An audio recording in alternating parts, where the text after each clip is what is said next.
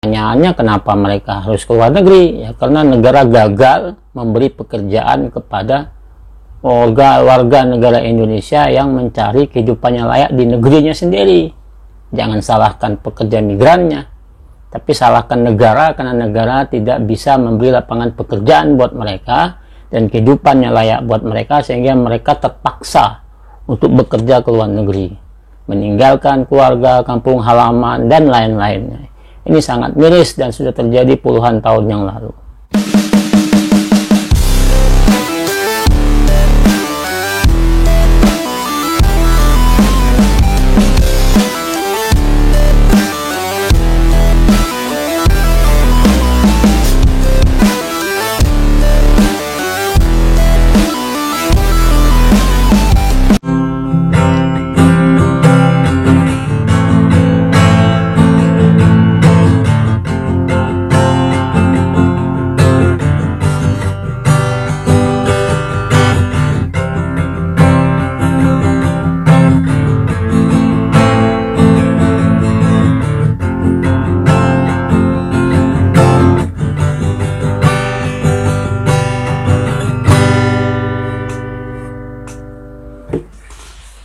Assalamualaikum warahmatullahi wabarakatuh. Jumpa lagi dengan saya. Salam persatuan. Indonesia, negeri tercinta, memiliki banyak sejarah. Apa kabar kawan-kawan di luar sana? Jumpa lagi dengan saya, Datuk MZA, dalam program Top 3 Berita, Fakta, dan Sejarah.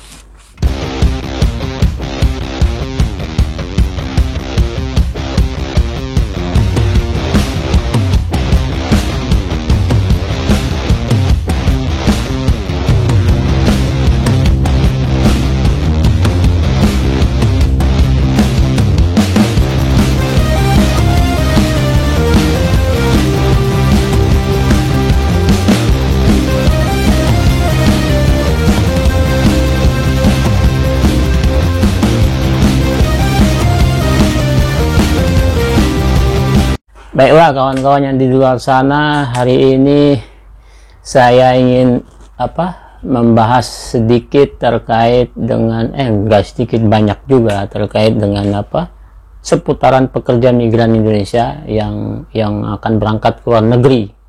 Nah, dari beberapa video saya yang lalu, mungkin dari video itu ada kurang lebih ada 9 video saya dikirim oleh calon pekerja migran Indonesia. Ada 10 video, 9 video sudah saya upload di channel YouTube saya, tinggal 1 video yang belum saya upload. Nah, 1 video ini hampir sama, hanya nanti saya akan jelaskan apa yang dimaksud dengan yang diinginkan oleh kawan-kawan calon pekerja migran yang gagal berangkat ke luar negeri. Kemudian kedua, apa yang telah dilakukan mereka. Kemudian ketiga, bagaimana nasib mereka setelah gagal berangkat bekerja ke luar negeri. Tapi sebelum itu, mari kita saksikan dulu video yang ke-10 terkait dengan calon pekerja migran Indonesia yang gagal berangkat. Pekerja migran Indonesia dulu disebut dengan TKI, Tenaga Kerja Indonesia, tapi sekarang berubah undang-undang dari Undang-Undang 39 jadi Undang-Undang 18, maka maknanya pun berubah menjadi pekerja migran Indonesia. Mari kita saksikan. Assalamualaikum warahmatullahi wabarakatuh. Nama saya Lina, TKW asal Blitar, Jawa Timur. Saya ingin kerja ke luar negeri karena saya ingin membantu perekonomian keluarga saya untuk membiayai anak saya sekolah. Kepada Bapak Presiden yang terhormat, saya mohon supaya proses kami diperlancar dan mohon cepat dibuka kembali agar kami dapat melanjutkan proses ke luar negeri untuk mencari rezeki. Saya sudah dapat majikan, saya takut majikan tidak mau ambil saya lagi gara-gara pemerintah menghentikan proses. Sekian Bapak Presiden, unek-unek dari kami. Terima kasih. Wassalamualaikum warahmatullahi wabarakatuh. Baik, kawan-kawan, itu tadi sedikit video, mungkin durasinya nggak sampai 2 menit ya. tidak sampai 2 menit, tetapi sebetulnya ada pesan yang sangat penting ya, pesan yang sangat penting yang disampaikan oleh mereka terkait dengan keluh kesah mereka, kegelisahan mereka, kekhawatiran mereka, ya istilah anak mudanya kegalauan mereka lah, akibat dengan tindak kegiatan ataupun kebijakan pemerintah Indonesia yang menghambat mereka untuk bekerja ke luar negeri.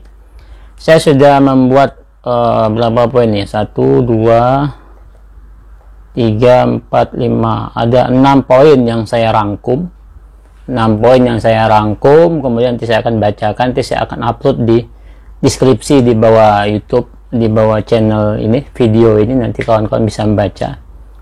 Tapi dari ringkasan ini saya ingin memberi judul istilahnya pekerja migran mencari keadilan dan kehidupan yang layak di luar negeri namun terhambat. Nah, judulnya begitu. Saya ulangi judulnya, pekerja migran mencari keadilan dan kehidupan yang layak di luar negeri terhambat. Nah, kenapa judul ini diambil? Sangat penting ya, tapi sebelum saya bicara panjang lebar terkait dengan dari 9 video yang kemarin saya upload dan terakhir adalah hari ini video yang ke-10. Nah, video ini semuanya hampir sama. Kemudian mereka mengeluh kesahkan diri mereka akibat apa yang terjadi pada diri mereka. Dan kita meyakini banyak puluhan ribu orang Indonesia ataupun calon pekerja migran Indonesia yang tidak bisa bekerja ke luar negeri. Pertanyaannya, kenapa mereka harus ke luar negeri? Ya, karena negara gagal memberi pekerjaan kepada warga negara Indonesia yang mencari kehidupan yang layak di negerinya sendiri. Jangan salahkan pekerja migrannya, tapi salahkan negara, karena negara tidak bisa memberi lapangan pekerjaan buat mereka dan kehidupan yang layak buat mereka, sehingga mereka terpaksa untuk bekerja ke luar negeri, meninggalkan keluarga, kampung halaman, dan lain-lainnya. Ini sangat miris dan sudah terjadi puluhan tahun yang lalu. Next, kita kembali ke yang tadi, video itu. Pertama, sebelum pandemi COVID-19, semua berjalan dengan lancar ya. Semua berjalan dengan lancar, pekerja migran pun berjalan dengan lancar. Artinya boleh diberangkatkan. Kemudian setelah pandemi 2020 ini, kurang lebih mungkin awal tahun 2020 ya, Januari Februari, itu mulai Indonesia mengalami dampak pandemi COVID-19 sehingga berdampak ke seluruh lini lapisan masyarakat. Terlebih terkena juga imbasnya kepada calon pekerja migran yang akan berangkat bekerja ke luar negeri. Nah, kemudian pada saat bulan Maret, Januari kemudian Maret, Menteri Ketenagakerjaan mengeluarkan keputusan Menteri, artinya Kepmenaker, keputusan Menteri Ketenagakerjaan Republik Indonesia nomor 151 tanggal 18 Maret 2020. Ya, ini tentang penghentian sementara pengiriman pekerja migran Indonesia. Nah, sebetulnya kebijakan ini, Kepmenaker ini, keputusan Menteri Ketenagakerjaan ini kita mendukung. Kita mendukung, tujuannya adalah untuk untuk supaya calon pekerja migran Indonesia yang berangkat ke luar negeri, pertama tidak terpapar COVID-19 baik di luar negeri maupun di dalam negeri itu. Kemudian kedua, agar negara Indonesia tidak dikatakan sebagai penyumbang COVID-19 ke negara luar. Makanya dibuat kebijakan ini. Tapi alasan besarnya Menteri adalah supaya tidak terpapar COVID-19, yaitu alasan kesehatan. Nah, diterbitkanlah Kepmenaker 151 ini tanggal 18 Maret, artinya melarang bagi pekerja migran untuk bekerja ke luar negeri. Kita mendukung itu, namun ternyata tidak komitmen dan tidak efektif. Kenapa tidak efektif? Karena dari tujuan yang bagus itu, kita menilai tidak konsisten dan tidak efektif. Di dalam keputusan tersebut, kita lihat ada poin ketiga. Nah, poin ketiganya saya akan baca, saya akan tampilkan. bahwa pekerja migran Indonesia yang telah terlanjur, yang telah memiliki yang telah memiliki visa kerja dan tiket transportasi boleh diberangkatkan bekerja ke luar negeri. Artinya, di satu sisi dia melarang calon pekerja migran untuk berangkat ke luar negeri, di sisi lain dia mengizinkan, dia mengizinkan calon pekerja migran untuk berangkat ke luar negeri dengan catatan sudah memiliki visa kerja dan juga memiliki tiket transportasi, yakni pesawat atau kapal laut kalau dia mau pergi ke Singapura atau ke Malaysia. Nah, ini yang menurut kita tidak konsisten dan tidak komitmen. Namun faktanya ternyata banyak pekerja migran Indonesia, banyak pekerja migran Indonesia yang sudah memiliki tiket dan sudah memiliki visa kerja tidak diizinkan berangkat. Kenapa? Why? Kenapa tidak bisa berangkat? Nah, ini yang menjadi soal. Ya, dia membuat peraturan, kebijakan, melarang dan mengizinkan. Namun ketika ada orang mau berangkat, dilarang juga. Nah, ini kan arti kebijakan yang tidak jelas. Kebijakan yang tidak memiliki kepastian hukum. Ini yang penting untuk dilihat. Maka menurut Pak Beni, Pak Beni Ramdhani, ini kepala BNP2MI, BP2MI, dulunya BNP2TKI, kemudian berubah menjadi BP2MI, Badan Perlindungan Pekerja Migran Indonesia. BP2MI, Pak Beni mengatakan bahwa ada 79.000 calon pekerja migran Indonesia yang sudah mendaftar dan memenuhi persyaratan. Nah, sudah mendaftar dan memenuhi persyaratan. Kemudian dari 79.000 itu ada 43.000 calon pekerja migran yang sudah siap untuk diberangkatkan. Dari 79.000 ada 43.000 yang siap diberangkatkan. Kalau dia siap diberangkatkan, artinya dia sudah memiliki visa kerja dan juga sudah memiliki tiket transportasi. Namun, tidak bisa diberangkatkan. Kenapa? Tanya menterinya, kenapa tidak bisa diberangkatkan? Nah, ini yang menjadi soal. Sementara BP2M ini adalah di bawah langsung instruksi Presiden dan berkoordinasi dengan Menteri Tenaga Kerja. Ini lembaga dua-duanya pemerintah punya.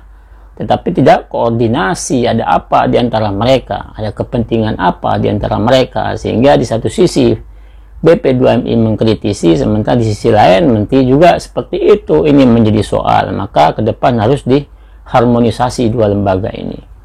Nah, dari 43.000 itu diprediksi negara gagal mendapatkan sumbangan devisa sekitar 5,7 triliun rupiah.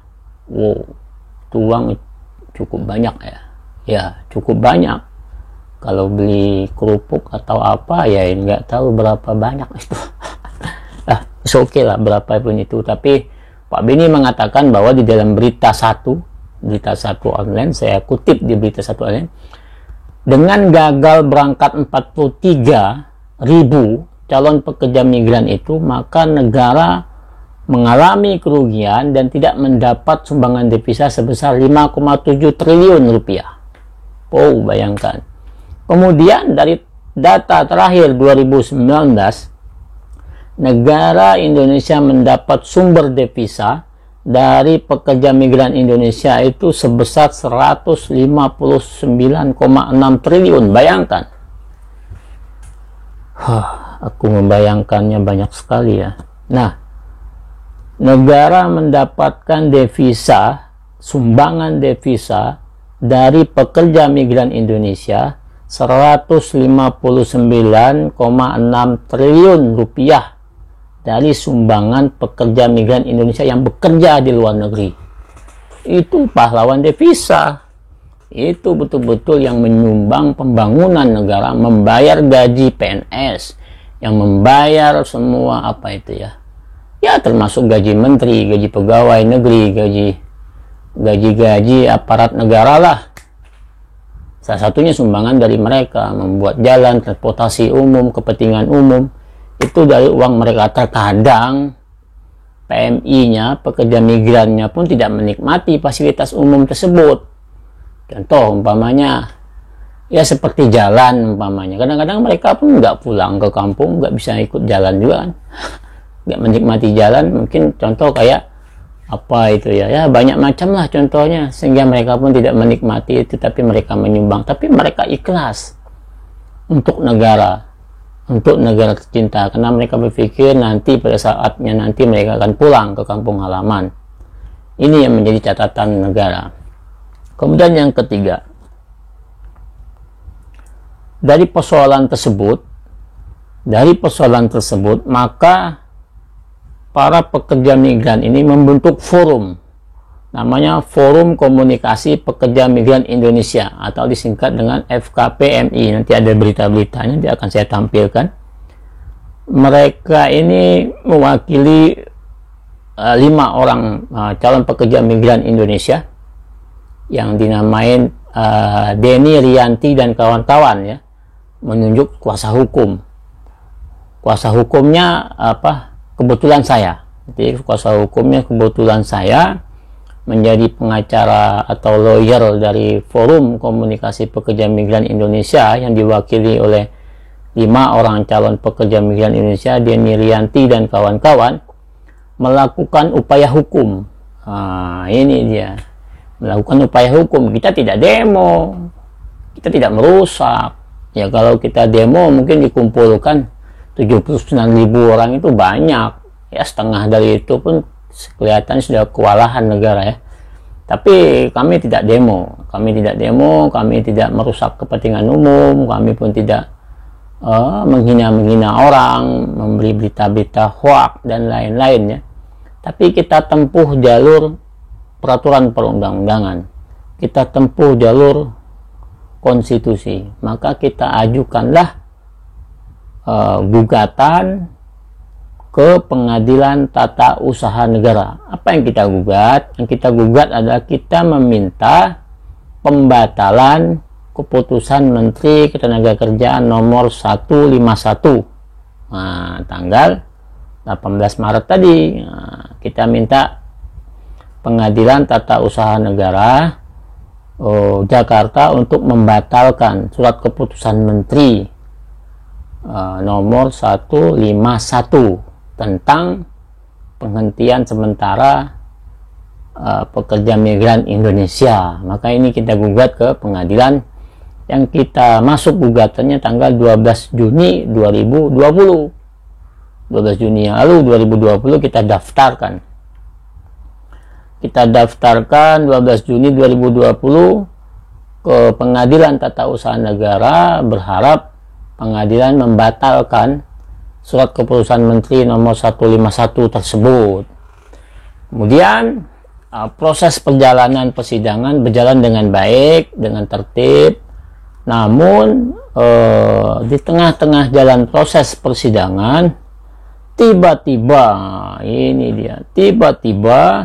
Menteri Ketenagakerjaan Ibu Ida mencabut keputusan Menteri tersebut nomor 151 tersebut, dan menerbitkan keputusan Menteri yang baru, yaitu surat keputusan Menteri nomor 294. 294 ini tentang pelaksanaan penempatan pekerja migran Indonesia pada masa adaptasi kebiasaan baru tertanggal 29 Juli 2020. Gitu. Kita daftar tanggal 12 Juni 2020, kemudian Menteri cabut tanggal 29 Juli 2020. Selisih mungkin 1 bulan setelah kita daftar gugatan, Menteri mencabut surat keputusan 151 dan mengganti surat keputusan 294. Begitu. Tapi persidangan bagaimana? Persidangan tetap proses berjalan, meskipun objek sengketanya, ya ini keputusan Menteri nomor 151 sudah dicabut, namun perjalanan proses persidangan tetap berlanjut hingga terus berlanjut. Kemudian pada tanggal 15 Oktober kemarin, pada tanggal 15 Oktober 2020, Pengadilan Tata Usaha Negara menerbitkan keputusan pengadilan keputusan pengadilannya berbunyi menyatakan gugatan penggugat tidak dapat diterima. Kita sedikit terdiam, tapi setelah dipikir wajar ya. Kenapa tidak dapat diterima? Gugatan kita tidak diterima oleh pengadilan, bukan ditolak, tidak diterima. Beda kalau ditolak sama tidak diterima, beda. Kalau ditolak itu belum sampai keputusan sudah ditolak. Kenapa ditolak? Karena syarat formil tidak terpenuhi, maka ditolak. Apa itu syarat formil? Satu, umpamanya contohnya terkait dengan legal standingnya, kemudian kedua terkait dengan tenggang waktunya, kemudian ketiga terkait dengan kewenangannya. Nah, ini kalau tidak memenuhi itu maka ditolak, bunyinya begitu. Tapi kalau seandainya tidak diterima, bunyinya lain, proses persidangan sudah dilalui, di akhir tidak diterima. Kenapa? Karena objek sengketanya ya ini keputusan Menteri nomor 151 sudah dicabut Menteri sendiri, diganti Menteri dengan keputusan baru 294. Jadi mau tidak mau pengadilan terpaksa menyatakan tidak menerima. Begitu, is okay, kita tidak jadi soal. Karena tujuan kita kan ingin membatalkan itu. Sebelum putusan pengadilan sudah dibatalkan, berarti kita menang dong. Nah, istilahnya begitu. Nah, kemudian namun lagi-lagi kita sangat menyayangkan, kita sedikit kecewa dengan keputusan pengadilan tata usaha negara. Kenapa? Perlu saya sampaikan, karena perkara ini sudah ingkrah, perkara ini sudah putus dan tidak ada upaya banding dari kedua belah pihak. Maka dengan itu boleh kita untuk menyampaikan poin-poin terkait dengan proses persidangan, kemudian apa yang disidangkan, boleh kita sampaikan, namanya eksaminasi putusan. Tidak masalah kita sampaikan karena putusannya sudah ingkrah. Beda kalau putusannya belum ingkrah, ya kita memang tidak boleh menyampaikan ke publik karena menghormati dan menghargai pengadilan. Kenapa? Ya karena pengadilan itu adalah Tuhan kedua di bumi ini. Istilahnya begitu, Tuhan kedua di bumi ini. Tapi ya, namanya Tuhan sebenarnya ya Maha Kuasa, Allah Subhanahu wa Ta'ala. Tidak ada maha selain Dia. Tapi karena kita masih hidup, kita negara hukum, ya mau tidak mau kita harus ikut aturan main hukum. Ya kalau tidak ada, siapa yang menjadi juri, kan begitu. Nah, maka kita menghargai proses pengadilan. Namun kita sedikit kecewa. Kenapa kecewanya? Pengadilan Tata Usaha Negara Jakarta tidak melihat, ya, tidak melihat dan mempertimbangkan kerugian kami sebagai penggugat calon pekerja migran tersebut yang gagal berangkat ke luar negeri terkait kerugian material dan imaterialnya. Begitu. Apa itu kerugian imaterial dan imaterialnya? Kerugian material dan imaterialnya itu artinya biaya yang telah dikeluarkan, kemudian waktu yang telah dikorbankan. Itu semestinya pengadilan hakimnya harus memikirkan itu. Ini kan tidak dia pikirkan, mentang-mentang sudah dicabut artinya tidak bisa diterima lagi. Tapi kan hakim punya hati nurani, punya pikiran, punya mata, punya perasaan yang harus mempertimbangkan itu. Ya karena orang sudah tidak bisa berangkat, sementara mereka sudah mengeluarkan biaya, mengorbankan waktu, tidak ada kejelasan, tiba-tiba keputusan keluar menggagalkan mereka berangkat, tetapi tidak ada ganti rugi hingga detik ini. Ini yang menjadi soal.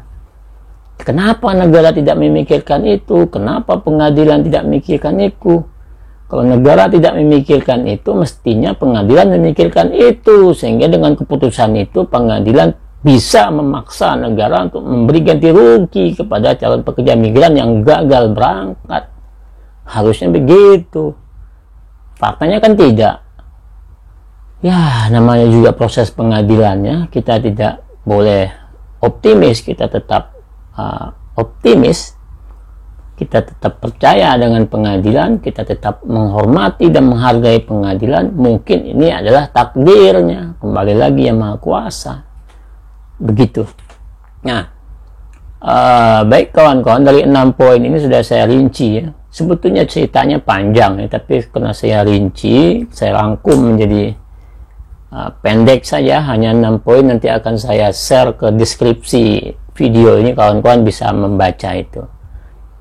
Nah, kemudian terkait dengan 10 orang yang mengirim video ini salah satu aja, tapi banyak sekali yang bernasib sama dengan mereka. Kalau kawan-kawan lihat video-video yang dari 1 sampai ke 10 ini, kelihatannya sangat sedih sekali kalau itu terjadi kepada keluarga kita, saudara kita, teman kita, tetangga kita. Presiden harus mendengar, menteri harus melihat.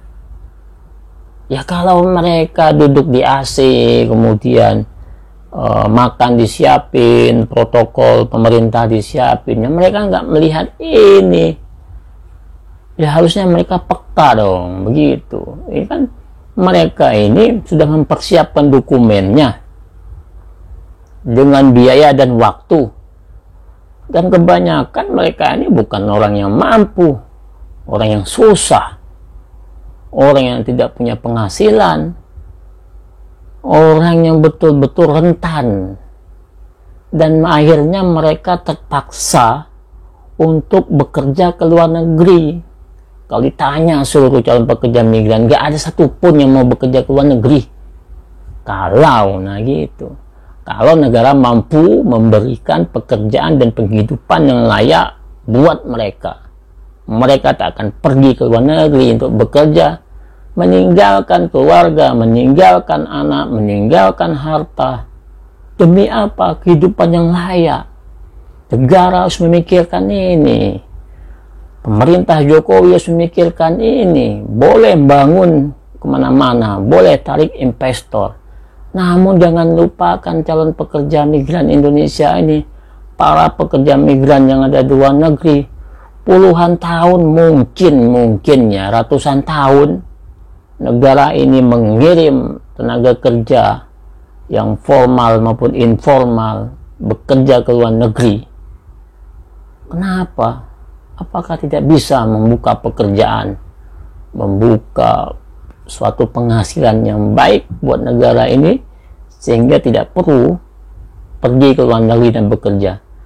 Nah, ketika negara tidak mampu memberikan pekerjaan dan penghidupan yang layak, sementara itu adalah perintah dari Konstitusi Undang-Undang Dasar Negara Republik Indonesia tahun 1945, negara wajib memberikan kehidupan layak bagi warga negara Indonesia. Namun itu tidak terpenuhi. Kemudian warga negara Indonesia pergi ke luar negeri untuk mencari pekerjaan. Lihat di berita tuh banyak sekali para pekerja migran Indonesia yang bekerja secara ilegal, terpaksa. Kemudian mereka ditangkap, dia tidak prosedural, dan lain-lain sebagainya.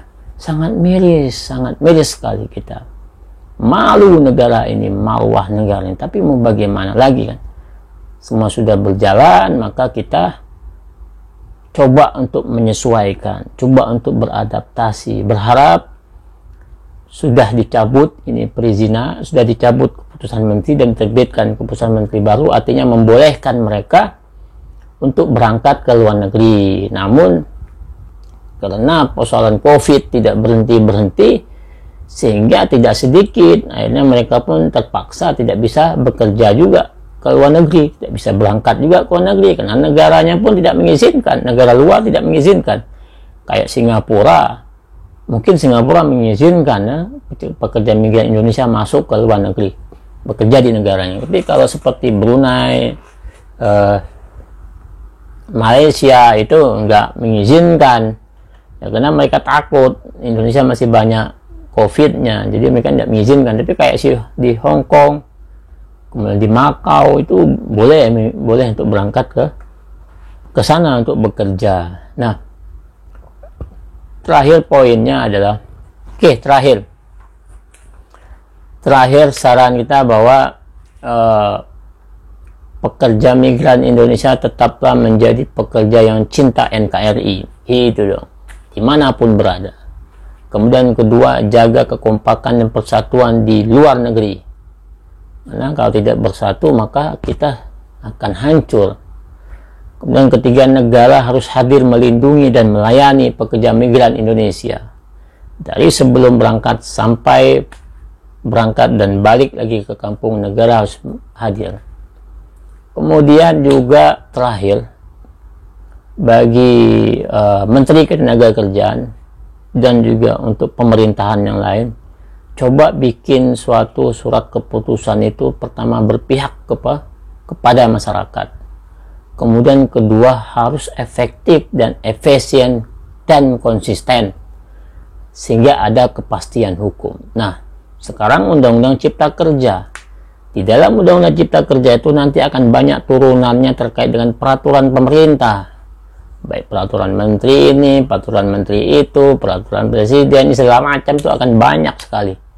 Nah, itu harus betul-betul dipikirkan dan dikaji sebelum mengeluarkan satu keputusan.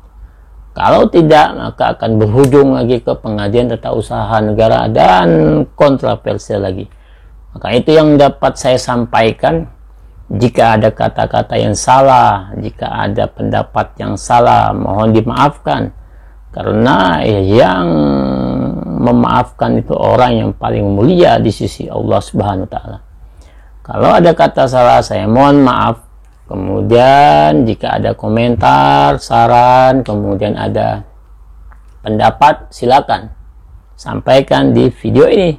Dan jangan lupa untuk subscribe, like, dan share video saya supaya pemerintah tahu apa yang terjadi di negeri ini, khususnya terhadap pekerja migran Indonesia.